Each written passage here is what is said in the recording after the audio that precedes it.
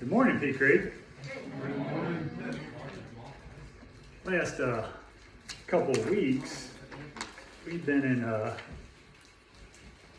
discussing a lot of hard aspects of the gospel, aspects of the fact that we're sinners, and as a result, we suffer, we have pain, we have anguish, both in our personal lives and extend it to the things of this world. And that's what shines a light on how glorious and how great our God is, how forgiving He is, and it really demonstrates what He's done for us and sparing us from the penalties of our sins and what we deserve, and give us eternal life through His abundance of grace and mercy.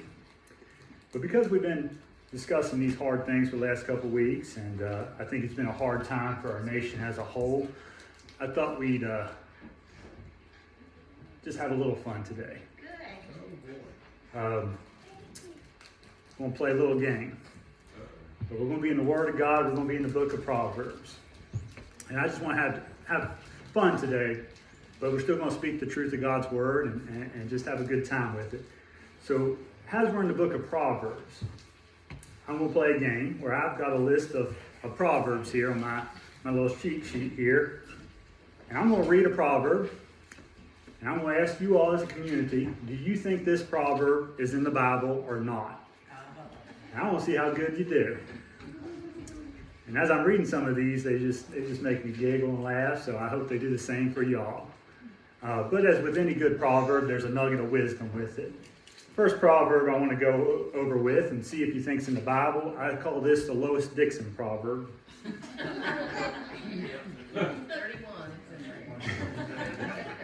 The proverb goes like this: you will never plow a field if you only turn it over in your mind. Who thinks that's in the Bible? Raise your hand. One and almost another. Okay.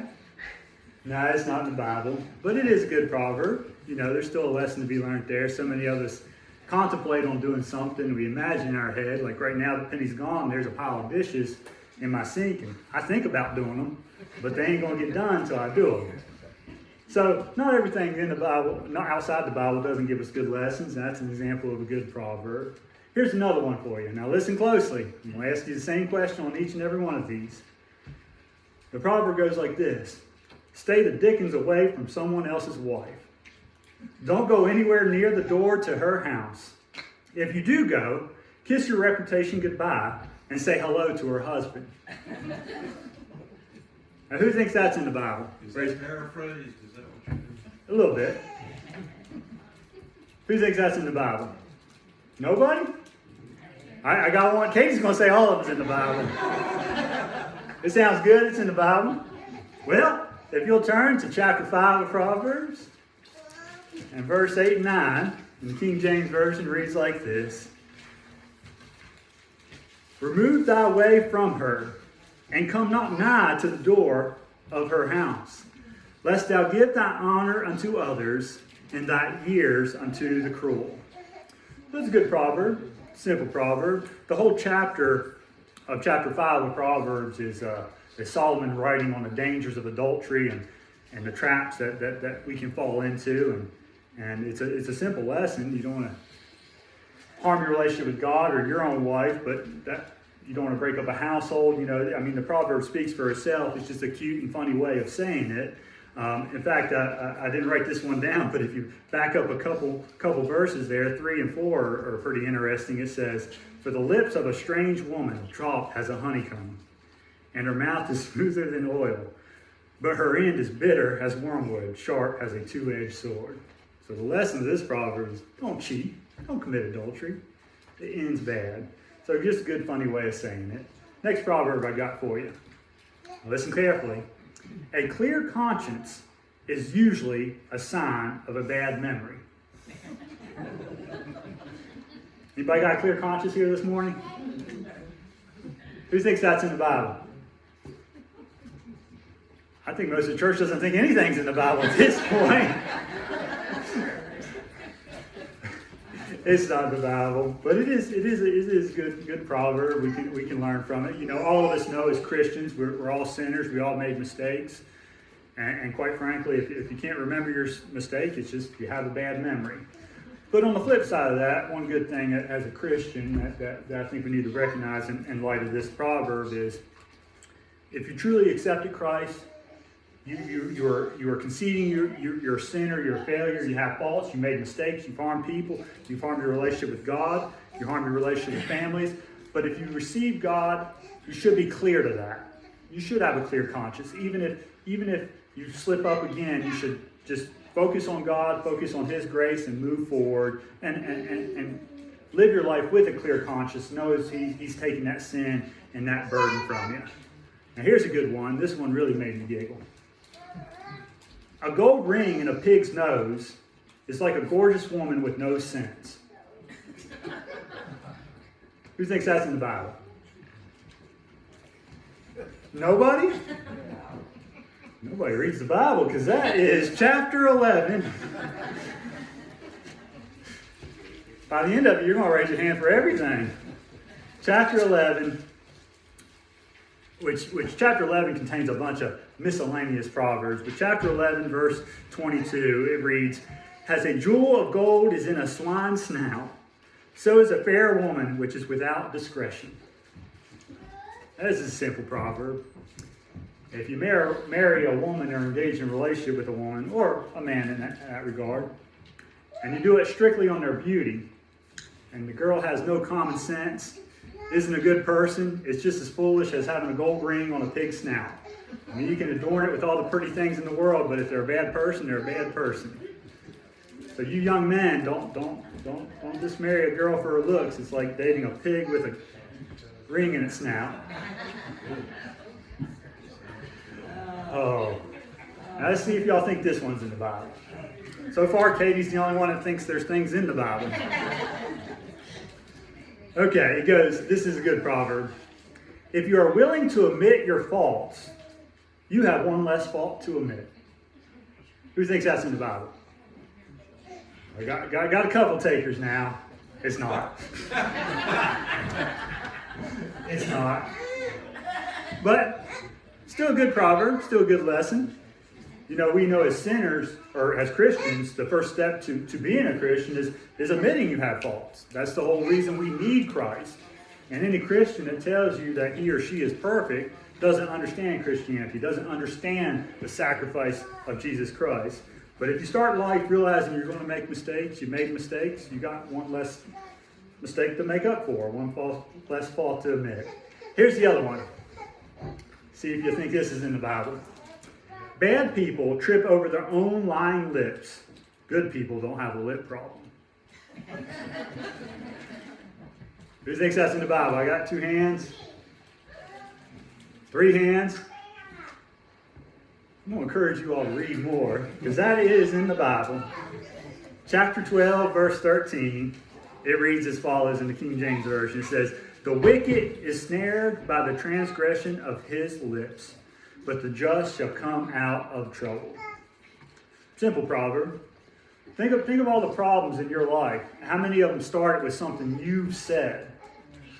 Whether you've lied, whether you bared false witness, whether you gossiped. Gossip's a big one. I think we're all guilty of that at some point. So we set our own trap. We are snared by our own sin of our own lips. So good people, good Christians, we don't have a lip problem. We don't gossip. Unless it's about Bob Halsey. So don't have a lip problem. That's the moral of that proverb there. All right, here's another one for you. These are all fun. Learn from the mistakes of others. You can't live long enough to make them all yourself. Anybody think that's in the Bible? I got 1 taker, 2 takers. Got 3. That's not in the Bible. Not in the Bible. Sounds good. Sounds good. Yeah, all these proverbs are good. They all have good nuggets of wisdom and knowledge to learn from. But it's true, particularly for our young people. I mean, you parents and grandparents, so much of your life is hoping your kids, your children, don't make the same mistakes you do. And let me tell you, you young people, look up to your elders and listen to them. When they said, "I've been through it," they said, "I've done it," they said, "I've made that mistake," learn from them. Don't do the same foolish things that those before you have done. And when your parents are teaching you these things, they just don't want you to fall in the same trap with those things. They don't want you to suffer the same way they did. So it's a good proverb. Learn from the mistakes of others. You can't make them all yourself. This proverb here, I call this the Bob Halsey proverb. Or maybe it's the Jane Halsey proverb, right? We'll just have to wait and see. If you don't have a cow, at least your barn is clean. Who thinks that's in the Bible? Okay, got two over here. Is that all? Is that all we got things in the Bible? Chapter 14. Verse 4. It says, where there are no oxen, the crib is clean. But much increase is by the strength of the ox. So this parable, when I read the rest of it, that I didn't read to begin with, makes a lot more sense. You know, it's easy to say, hey, if I don't have livestock in my barn, it's going to stay clean. It's less work for me. But as the author of this proverb says, but there's much increase in having an ox, having livestock. Sure, there's more work to be done. Sure, there's more care to take. But there's greater fruits, greater rewards for being willing to take on the work, being willing to take on the responsibility. I think too many of us choose not to do things just because we're like, I don't want to be burdened by it. If I don't take on this task, I won't have to clean up after myself, or I won't have to do extra work. But it's good to work hard. It's good to strive to produce more fruit. And we as Christians, we should strive to do as much as we can and serve as much as we can and carry those burdens of others, do more work. So it's a good parable there. And that's why Bob keeps adding cows to his farm. Because he knows Taylor's going to have to pick up the extra work. All right. Let's see if you're all get better. You guys are doing poor here. Okay, here's the next one. I like this one. It's better to eat vegetables in a house filled with love than to eat steak served by someone who hates your guts. Yes, sir. I got an amen on that one. How many? Depends on if it's Brussels sprouts or not. I think the implications is they're bad vegetables. Better to live on the roof than Yeah. an angry woman. So how many people think that's in the Bible? Come on. Oh my goodness. It's 15 verse 17. 15 verse 17. I guess this is the Jimmy Church proverb, although he gets both. Better is the dinner of herbs where love is than a stalled ox and a hatred therewith.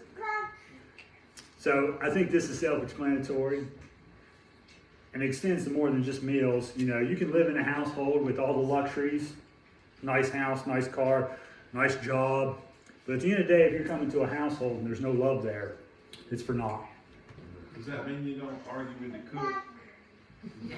Depends how much she loves you. But we all know how big a deal that is. It's important to have love in the household, and more important than any of the material things or the things we eat, the things on our plate are less important than the things on our heart. So that's a good parable here, or proverb. Our next one.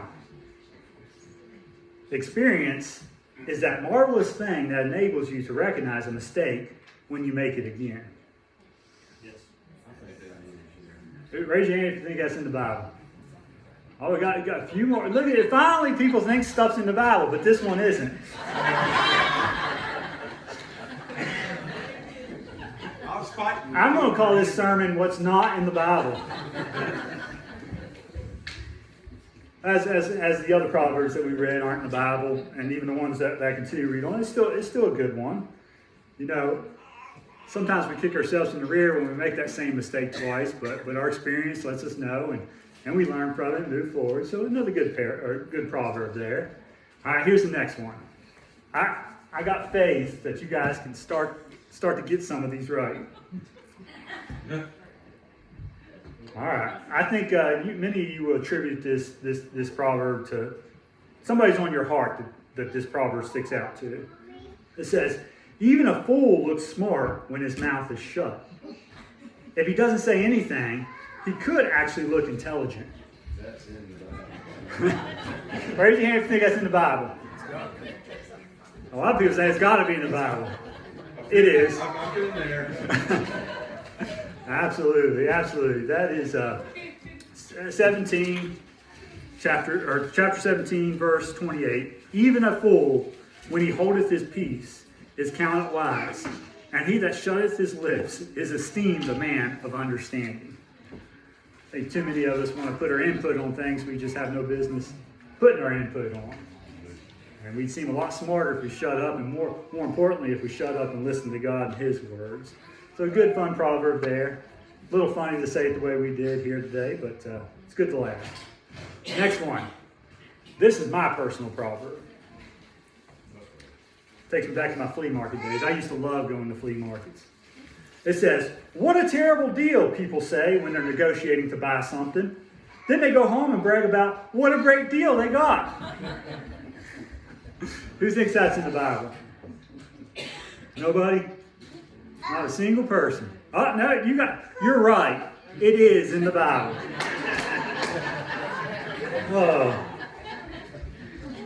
Oh, it's chapter 20, verse 14.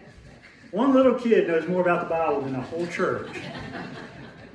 Yeah, chapter 20, verse 14, it says, It is not, saith the buyer, but when he is gone to his way, then he boasteth.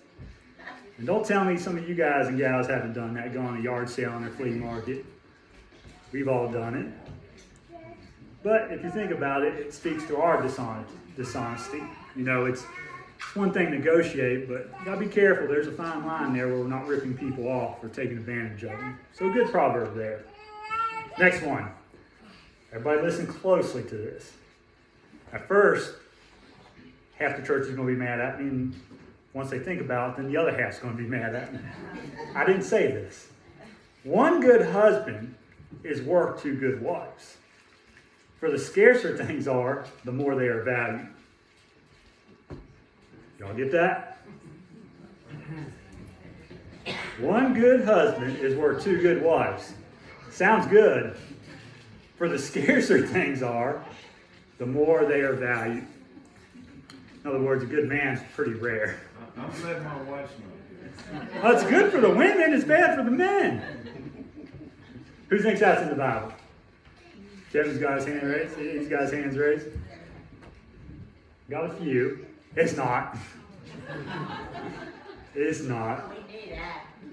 But what is sad, this is truly sad, is we live in a climate where good men are our scarce thing. Good Bible-based, Bible-believing, Christian-believing men and leaders are getting rarer and rarer. We live in a society where more and more single women are raising their children in a household with no man. So it's sad that good husbands, good men are getting scarcer and scarcer, and it's important that we instill those values of what it means to be a good man, a good husband, a good leader in our young folks here at Peak Creek. All right, here's the next one. You are better off living in the corner of an attic than downstairs in the house of a cranky woman you can never please. Am I hearing some amens on that? Raise your hand. I got a few already. Raise your hands. All right, the rest of you don't believe that's in the Bible? It is in the Bible. It is in the Bible. Chapter 21, verse 9 says, "It is better to dwell in the corner of a housetop than with a brawling woman in a wide house." This is so true. Of course, this proverb works both ways with the woman in a corner house, but it never actually works out in real life that way. It's always the man that's going to isolate himself. But it's true. It's true. You need to keep a good marriage. Love one another. Serve one another. If you're good Christians and you both love and respect each other, you shouldn't end up in this scenario. But I think all of us that have been married understand that this scenario comes about at least once. So a good proverb there. Here's the next one. This is a good one. This kind of goes with our Bible study this morning. Don't talk to idiots. They'll hate you because you sound smart. Who thinks that's in the Bible? I got just a few. Chapter 29, verse 9, or 23, verse 9. "Speak not in the ears of a fool, for he would despise the wisdom of thy words." Unfortunately, this is so true. Of course, this proverb is speaking more in the things of God. When we speak about the truth of God, Jesus Christ, and His gospel, so often we encounter non-believers or people that just deny Christ or don't accept His grace and salvation. They get angry with you. And there comes a point where obviously we are called to testify the truth of God and His gospel to everybody. There comes a point where you got to cut it off. It's not the time. It's not the season. It's not the good soil that the seed's going to grow on. And sometimes we just need to quit pressing our issue with the fools of this world. Love them, serve them, come back to them later. But if they still despise you, still think you're an idiot, move on. As Jesus said when He talked to the disciples, sending them out to proclaim the kingdom, He says, if they don't accept you, shake the dust off your feet. Walk away. Next one. This is a good one. Be aware of the idiot, for he is like an old garment. Every time you patch it, the wind will tear it back again. Anybody think that's in the Bible? Got 1, 2, 3, 4. Got a couple. It's not. It's not. It's not. But it is a good proverb, you know, especially those of you that patch clothes that you work in. Obviously, the reason you patched is because that's the spot that wore out the most, and it's likely to tear apart again. So it's like the fool making the same mistake, the idiot making the same mistakes over and over. Next one, another good proverb. To quarrel or to fight with a drunk is to wrong a man who is not even there. Who thinks that's in the Bible? I'll repeat it. To fight with a drunk is to wrong a man who is not even there. Got 1 yes, 2 yes. Got quite a few, about 5 or 6. It's not. It's not. You are going to leave today's service and be convicted and read your Bibles. I tell you what, this service is supposed to be fun, but it exposed our ignorance. Oh. We'll all be at the altar. Yeah. Oh. Next week when I read, I won't even need to read it. You already know it. But it is a good proverb. You know, sadly, I think all of us have dealt with somebody in our lives that's had a problem with addiction or alcohol or any substance like that. And there's times to deal with those folks, but when they're in that state of mind, we're in that situation, you're not going to reason with them. Don't fight with them, don't argue with them, love them and serve them. We as Christians always do that. But to take up arms against them, to literally fight them, is just, we're doing them more harm than good. So it's a good proverb. Next one. This is another Bob Halsey one. A horse needs a whip. A donkey needs a bridle. But a jackass needs a kick in the butt.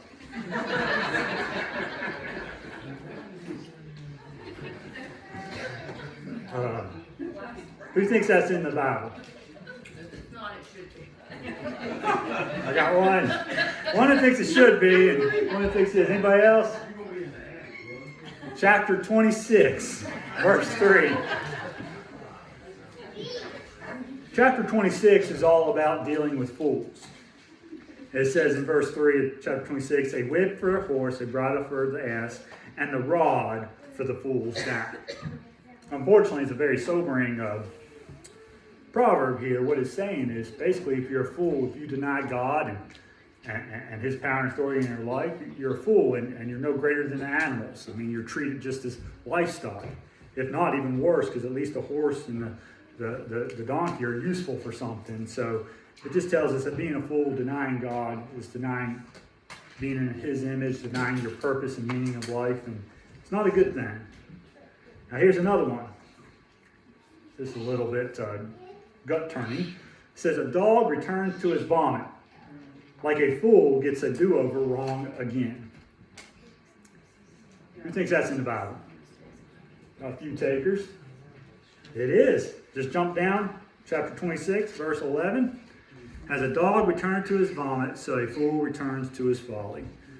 So this proverb is just illustrating the truth that we've seen that dogs return to their own throw up.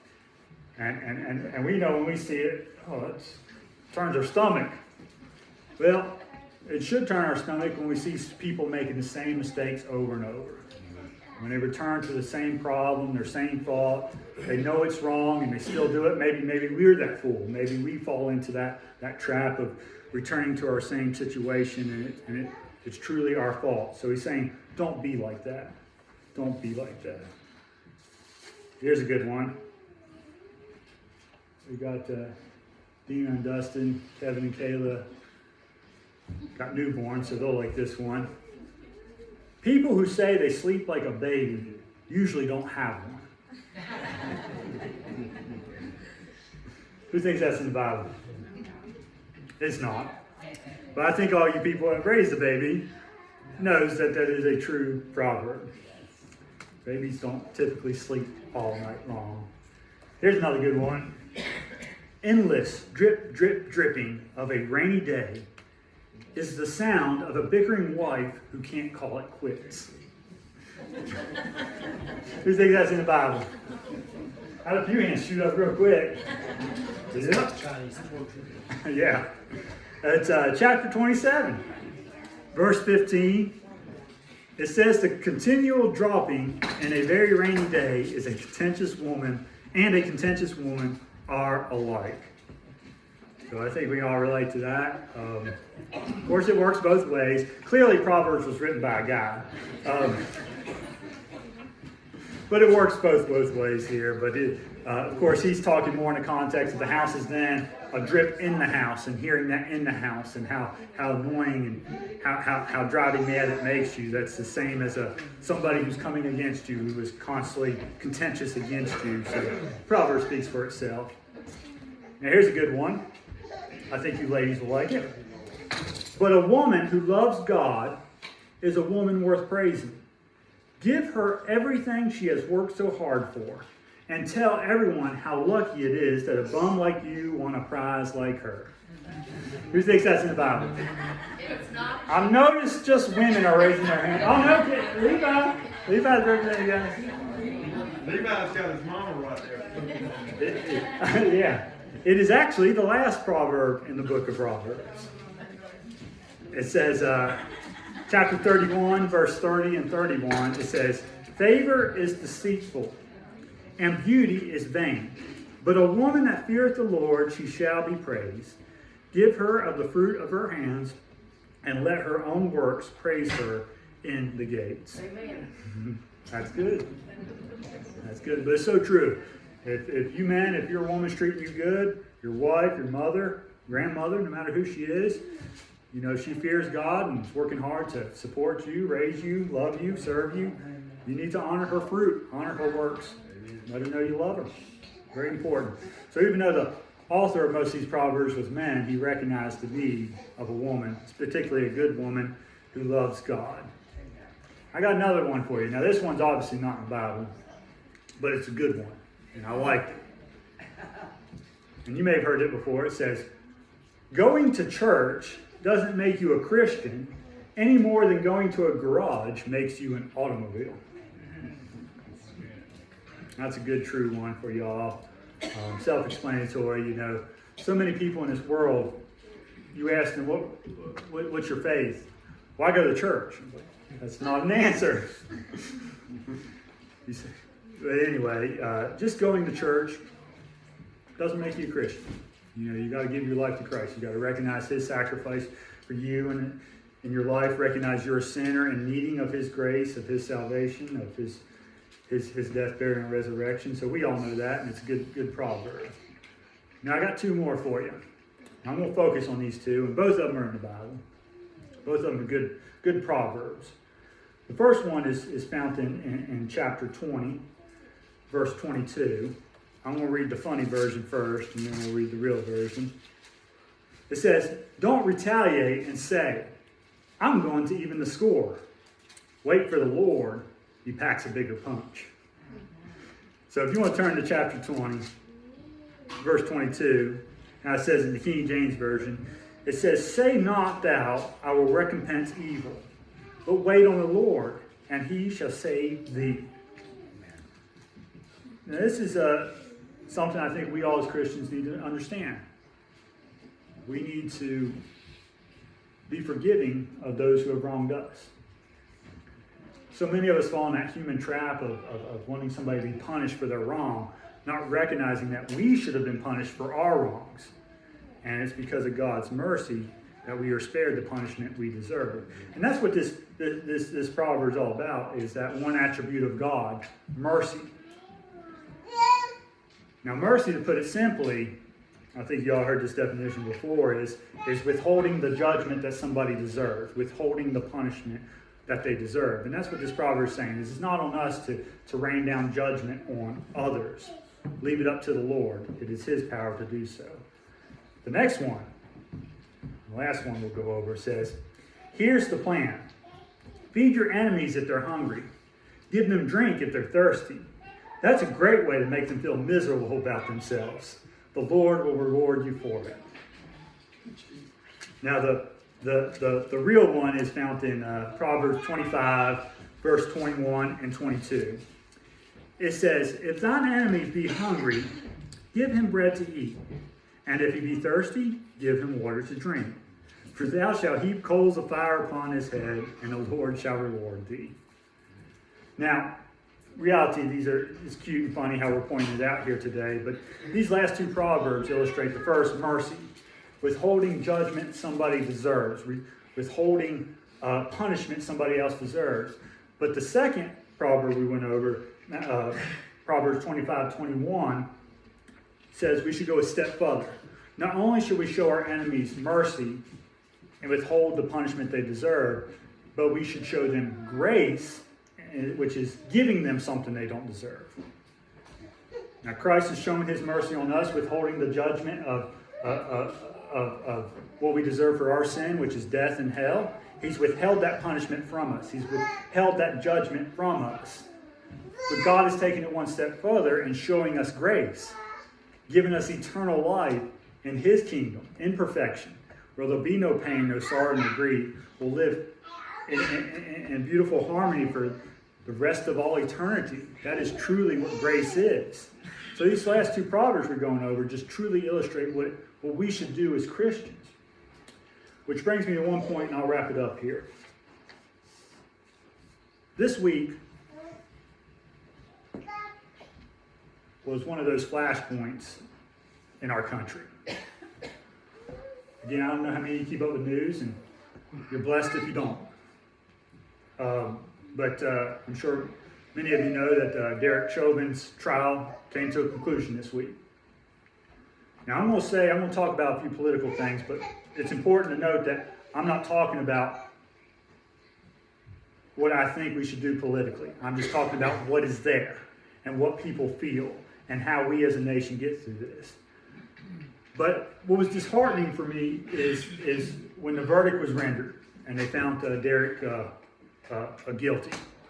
And again, I'm not going to talk about right or wrong. I'm talking about what the nation feels and how we should respond as Christians. But I saw a nation that was torn over these issues, so torn over these issues. And what broke my heart was there was a significant group of people who felt Derek was guilty, and seeing the verdict rendered, murder, charged with convicted everything he was charged with. So justice prevailed in their mind, but they wanted more. They wanted more. They're seeking more judgment. They want more punishment to cops and to the country. And it just blew my mind that here justice is served in your mind, but you want more. And I've seen a nation that looks at one another. We are truly a nation divided, looks at one another and wants their enemy to suffer, wants them to be punished. We literally see Democrats fighting Republicans and vice versa. We see people rooting for Black Lives Matter or rooting for our cops and men in arms. People are divided, fighting one another. There's racial tensions, there's political tensions, there's economic tensions, there's dealings with immigration crisis. Just our country, we're just fighting one another, and everybody's looking for solutions. That's what we were talking about in Sunday school, McDonald reading. We as Christians are going, what do we do? If systemic racism is a problem, do I solve it? If our police are good, and how do we support them? How do we deal with the immigration crisis? All these things. We wonder, what can we do? And the truth is, it's all in those Proverbs. We have to forgive. If you think you're wrong, you're going to go through a lot of pain and anguish if you're trying to render punishment or judgment on somebody, righting this wrong that somebody else has done to you. It's not going to get done. The best thing you can do is forgive them. Forgive them. Racism ain't going to end in a country unless people forgive and move on. I mean, we have a group of people who are mad at another race for something that happened 150 years ago. Until you forgive, you're not going to move forward. We hold anger or resentment on our enemies all the time. And all that does is bring more pain and suffering to us. The best thing we do is show mercy and say, I don't want punishment to come on. And take it one step further and show grace. I'm going to love and serve them. And as that proverb says, when you love and serve somebody, it disarms them. Disarms them. If somebody thinks you're a racist and you're loving and serving them, they have to come to a point where they, wait, they're not doing anything wrong to me. They're good people. Why am I angry with them? You take away what makes them angry at you. That's all we can do. Forgive and move forward. That's the only way this nation is going to move through our problems. We're not going to solve them by passing law, passing legislation. You can't legislate morality. I mean, I look back, we banned lynching. Wonderful thing. Should have always been a law, but you didn't change the hearts and mind of men who are racist. The problem wasn't solved. The only way you change the heart and mind of men is introducing them to Jesus Christ. It's the only thing we do is forgive them, love them, and serve them. And I don't care what the problem is. We illustrated a few things with our country going on today, but you know, we have a whole nation. Half the nation thinks the election was rigged or stolen. If you keep holding on to anger and resentment, your life's not going to get any better. Forgive. Move on. Love and serve. So many of us have been wrong, but you're not going to get through it if you keep holding anger and resentment to people. It's just going to eat at you. And we're called to be like Christ. Christ has forgiven us of our sins. He's released us from the burden and consequence of that sin. If we love Christ and respect Him and what He's done for us, shouldn't we pay that forward? Shouldn't we show that same mercy and grace to others? It's hard as a human. I mean, how many of y'all driving and somebody cuts you off and you're like, I hope they wreck at the next curve. I'm glad I got some laughs, because if I was the only one, I'd be really worried. But it's a human thing. But when we think and reflect on it, we should realize, you know what? I've done worse things in my life. God's forgiven me. My family's forgiven me. My church has forgiven me. Move forward. Forgive them. And you'll live a whole lot better life as a result. So with that in mind, if you all stand, I got a song to play for you. If you're carrying any anger or resentment to somebody and haven't forgiven somebody, I just encourage you to do that. Of course, this altar is always open. We'll pray for you for anything we can. And we love y'all. Go ahead, man.